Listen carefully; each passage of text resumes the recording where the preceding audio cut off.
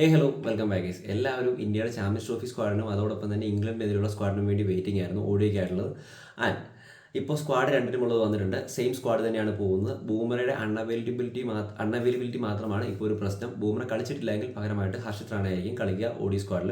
And എല്ലാവരും സഞ്ജു സാംസൺ കളിക്കുമോ എന്നുള്ള കാര്യത്തിൽ സംശയം പ്രകടിപ്പിച്ചിരുന്നു. സഞ്ജു സ്ക്വാഡിൽ ഇല്ല എന്നുള്ളതാണ് ലേറ്റസ്റ്റ് ആയിട്ടുള്ള റിപ്പോർട്ട് പ്രകാരം നമുക്ക് അറിയാൻ സാധിക്കുന്നത്. BCCI ശക്തമായ നിർദ്ദേശം നൽകിയിരുന്നു. അവൈലബിൾ ആയിട്ടുള്ള സീനിയർ താരങ്ങളെല്ലാം തന്നെ ഡൊമസ്റ്റിക് മത്സരങ്ങൾ കളിക്കണമെന്ന്. വിജയ് ഹസാരയിൽ സഞ്ജു സാംസൺ കളിക്കാൻ സാധിച്ചിട്ടുണ്ടായിരുന്നില്ല.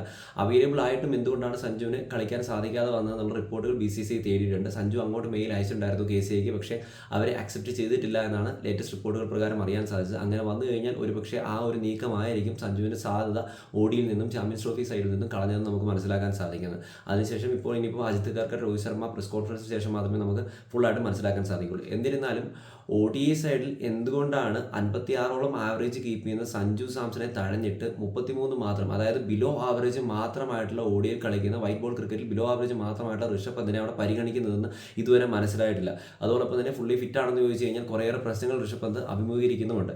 നമുക്ക് നിലവിലെ സ്ക്വാഡിലേക്ക് ഒന്ന് നോക്കാം. ഋഷഭ് പന്ത് ഇവിടെ ഇന്ത്യ പ്രഖ്യാപിച്ചിരിക്കുന്ന BCCI പ്രഖ്യാപിച്ചിരിക്കുന്ന ODIക്കും ഇംഗ്ലണ്ടിനെതിരെയുള്ള ODIക്കും ചാമ്പ്യൻസ് ട്രോഫിക്കുള്ള സ്ക്വാഡ് സെയിം തന്നെയാണ്.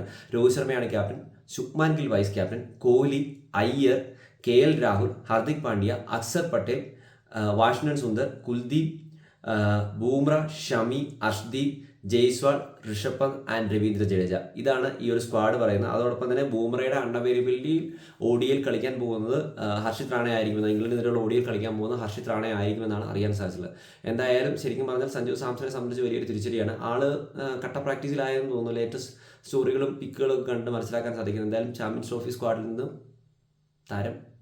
ചാമ്പ്യൻസ് ട്രോഫി സ്ക്വാഡിൽ താരത്തിനെ BCCI പരിഗണിക്കുന്നില്ല. സ്റ്റിൽ എനിക്ക് നല്ല സങ്കടമുണ്ട്. എന്തായാലും ഈയൊരു വിജയ് ഹസാരെ ട്രോഫിയിൽ പാർട്ടിസിപ്പേറ്റ് ചെയ്യാതിരുന്നതാണോ സഞ്ജു സാംസൺ തിരിച്ചടിയായ എന്നുള്ളത് റിപ്പോർട്ടുകൾ ഇനി വന്നാൽ മാത്രമേ മനസ്സിലാക്കാൻ സാധിക്കുള്ളൂ. അത് പ്രസ് കോൺഫറൻസ് പൂർണ്ണമായിട്ടും ഫിനിഷ് ആയി കഴിഞ്ഞ ശേഷം മാത്രമേ നമുക്ക് മനസ്സിലാക്കാൻ സാധിക്കുള്ളൂ. നിങ്ങളുടെ അഭിപ്രായങ്ങളും നിർദ്ദേശങ്ങളും കമന്റ് രേഖപ്പെടുത്തി. ഗോകുല സൈനിങ് ഔട്ട്. Bye bye.